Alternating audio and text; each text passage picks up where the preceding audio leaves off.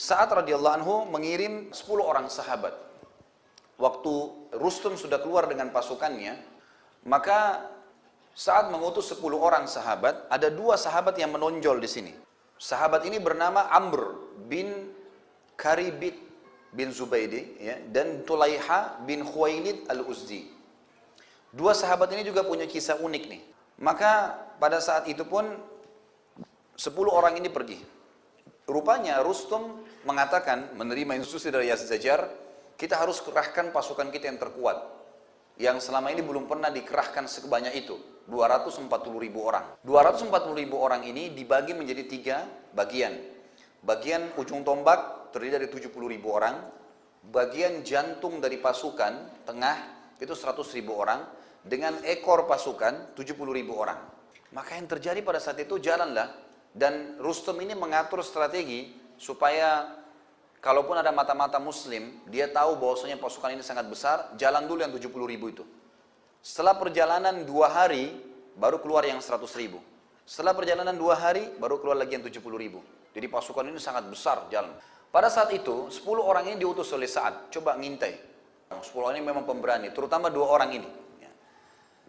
Masuklah mereka ke pedalaman, kampung demi kampung, lewatin ke dalam sampai menemukan pasukan ini. Pada saat menemukan pasukan yang 70.000 orang pertama ini, maka sahabat-sahabat yang lain di situ mengatakan, ini dia pasukannya nih. Ada bendera, ada pasukan gajah, jumlahnya tidak terhitung, sekitar 70.000 orang. Pada saat itu, orang-orang semua mengatakan ini pasukannya. Kita kembali sampaikan kepada Sa'ad. 2 orang sahabat ini, sengaja saya sebutin namanya karena mereka punya kiprah. Si Amr bin Karib tadi dengan Tulaiha bin Khuwailid. 2 orang ini bilang bukan. Ini bukan inti pasukan, ini cuma ujung tombaknya, pasukan depannya saja. Kata yang 8 orang, pastilah ini. Dia bilang enggak. Kalau kalian mau pulang silahkan, kalian pulang aja. Pulanglah 8 orang ini. 2 orang ini adalah 2 kepala suku dari Yaman. Dan 2 orang ini dulu di zaman jahiliyah, kalau orang-orang Quraisy pun butuh bantuan segala, sering minta tolong. Dan kalau 2 orang ini sudah datang di pasukan Quraisy, pasukan Quraisy sudah merasa tenang karena 1 orang dianggap seperti kekuatan 1000. Beraninya luar biasa. Yang terjadi adalah pada saat itu 2 orang ini jalan. Amr dan si Tulaiha jalan. Perjalanan 2 hari ditemukanlah 100.000 itu. Pasukan yang kedua. Kata Amr kepada Tulaiha, wahai Tulaiha, ini kira-kira pasukannya? Kata Tulaiha, bukan. Ini masih jantungnya nih. Masih ada pasti. Karena Tulaiha kepala suku sering ikut berperang, tahu dia. Ini sekitar 100.000 orang. Kata Amr, apa yang kita lakukan? Kata Tulaiha, masuk lagi. Kita cari ujungnya, ekornya di mana. Karena di situ biasa pimpinannya. Jalanlah mereka perjalanan 2 hari lagi sampai mendekati Madain. Nah, Madain ini teman-teman sekalian adalah ibu kotanya Kisra pada saat itu. Ya, sangat terkenal, memiliki istana putih. Maka yang terjadi, kata Amr, ayolah kepada Tulaiha, jalan. Jalan sampai 2 hari menemukan 70.000 lagi pasukan. 70.000 pasukan yang terakhir yang ditemukan ini, ternyata di situ memang ada Singasana, ya, ada Rustum yang lagi duduk di atasnya, di bawah ada pasukan gajah dan ada gajah-gajah yang berwarna putih, ini biasa gajah-gajah pilihan. Maka kata Amr, apakah ini ekornya? Kata Tulaiha, iya. Kata Amr, kalau gitu ayo kita pulang. Sampaikan aja kepada Sa'ad, berarti jumlah mereka 240.000. Kata Tulaiha, wahai Amr, sudah sejauh ini kita jalan, 6 hari perjalanan, terus kau mau pulang kosong? Kata Amr, kau mau apa? Kata Tulaiha, serang. Riwayat Sahih menyebutkan, maka kata si Amr, wahai Tulaiha, kau sadar kita 2 orang lawan 70.000? Kata Tulaiha, iya. Apa yang kau takutkan? Gitu kan? Kalau kau memang tidak mau menyerang mereka, berarti kau pengecut. Percuma jadi kepala suku, gitu kan? Kata Amr, bukan masalah pengecut, 70.000. Dan kita ini butuh informasi yang kita sampaikan kepada Sa'ad. Gitu kan? Kau tahu saya bukan pengecut, tapi kalau kita nyerang kita terbunuh, berarti yang diinginkan oleh pimpinan kita tidak dapat. Kata Tulaiha, kita tidak akan terbunuh kecuali ajal sudah datang. Kalau kau tidak mau ikut, tunggu di sini. Gitu kan? Ini Tulaiha radhiyallahu anhu luar biasa. Beliau takbir sendirian dan kebetulan waktu itu kebetulan sekali memang pasukan yang 70.000 ini sudah jalan selama perjalanan 2 hari juga dari wilayahnya dia dan lagi istirahat. Pas sudah malam. Kemudian dia datang sendirian. Si Amr nunggu. Dia serang, Kemudian dia datang ke kemah-kemah mereka, memutusin tali-tali kemah mereka. Semua yang didapat ditebasin sambil takbir. Allahu Akbar, Allahu Akbar. Satu orang. Karena suara takbir yang sering diucapin sama dia banyak, ya sering terulang, maka orang pikir ini pasukan sedang menyerang. Maka dia putusin semua tali-tali sampai tiba di kemahnya Rustum, pimpinan mereka. Dia tebas talinya, kemudian diambil kudanya Rustum. Kuda yang paling bagus pimpinannya diambil, kemudian dia bawa pulang. Dia keluar, ini sudah kacau di pasukan. Dipikir pasti banyak prajurit yang sedang menyerang muslimin. Padahal cuma satu orang. Kemah-kemahnya semua sudah runtuh, obornya diambil, dilemparin, terbakar obor itu. Jadi dia satu orang bikin kacau. Kemudian dia keluar, dia datang kepada Amr sambil senyum. Nih, saya sudah dapat ghanimah. Kemudian dua-duanya pulang gitu. Amr sempat kagum pada saat, tapi Amr tidak ikut ya gitu.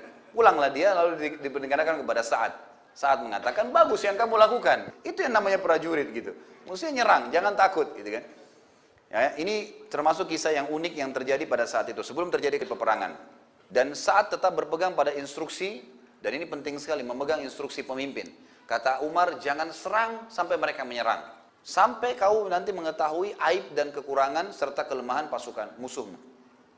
Maka ditunggulah. Rustum juga tidak mau buru-buru menyerang. Ringkas cerita, pada saat pasukan sudah bertemu, Sa'ad radhiyallahu anhu dengan hikmah Allah subhanahu wa ta'ala kena penyakit kulit waktu itu. Tiba-tiba di tubuhnya muncul bisul-bisul. Dan bisul ini mengeluarkan banyak sekali nanah dan darah.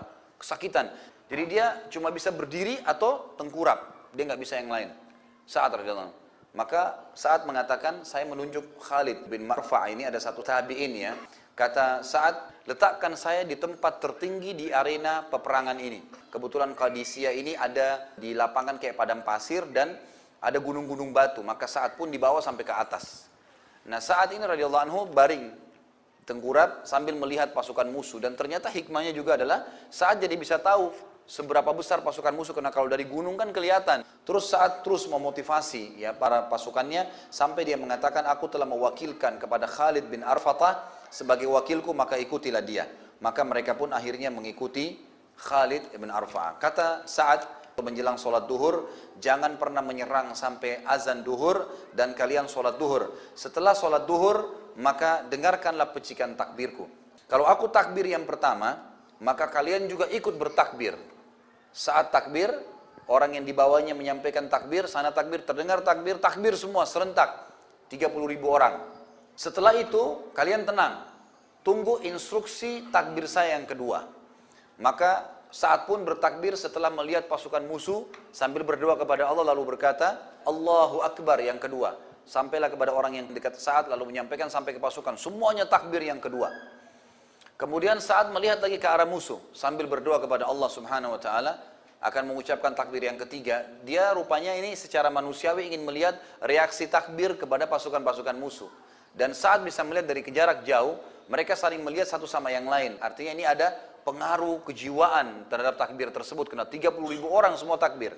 Maka Sa'ad berkata, saya akan takbir yang ketiga. Dan pada saat selesai saya takbir yang ketiga, kuatkan tali-tali sendal kalian. Kuatkan pelana-pelana kuda kalian. Bertawakkallah kepada Tuhan kalian. Dan seranglah musuh kalian dengan mengejar surga dari mereka. Maka takbirlah yang ketiga, Allahu Akbar, semua Allahu Akbar. Lalu pasukan semuanya memperbaiki sepatunya, sendalnya. Dan ini ternyata punya efek juga. Musuh-musuh pada saat melihat 30.000 orang di hadapannya, walaupun jaraknya lumayan gitu kan. Tapi ternyata mereka semua serentak dari kudanya, itu melihat ke arah sepatunya. Karena instruksi pemimpin begitu. Musuh-musuh rupanya menangkap lain. Musuh-musuh menangkap berarti ada senjata-senjata di kaki-kaki mereka nih, gitu kan? Ada yang dirahasiakan, gitu kan?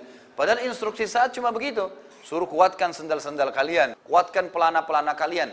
Maka ini sebuah hal pemandangan yang unik bagi musuh-musuh Allah SWT. Maka yang terjadi pada saat itu semua pun memperhatikan. Sa'ad melihat dari atas. Kata Sa'ad, setelah takbir yang keempat, maka ujung tombak maju menyerang. Lalu beberapa saat setelah itu disusul oleh sayap kanan dan sayap kiri tanpa menunggu.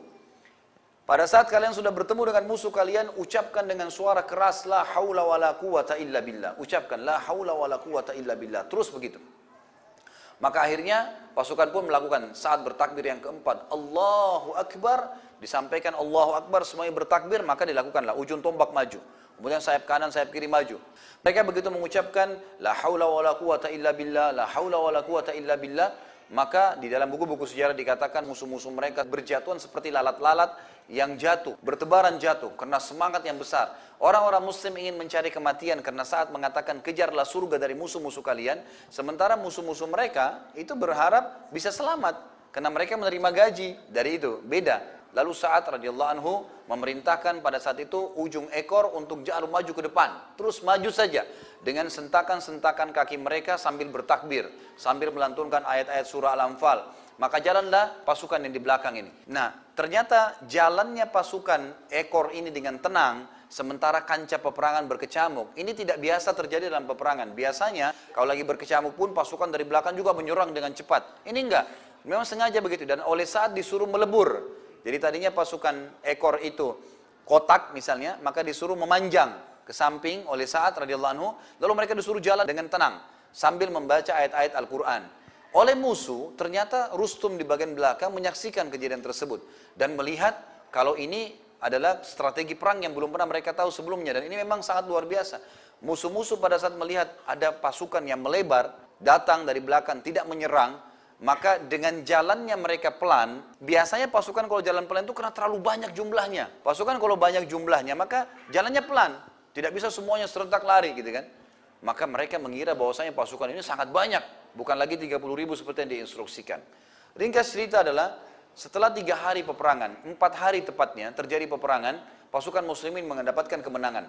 Dan pada saat itu Rustum pun sendiri terbunuh di tangan kaum muslimin.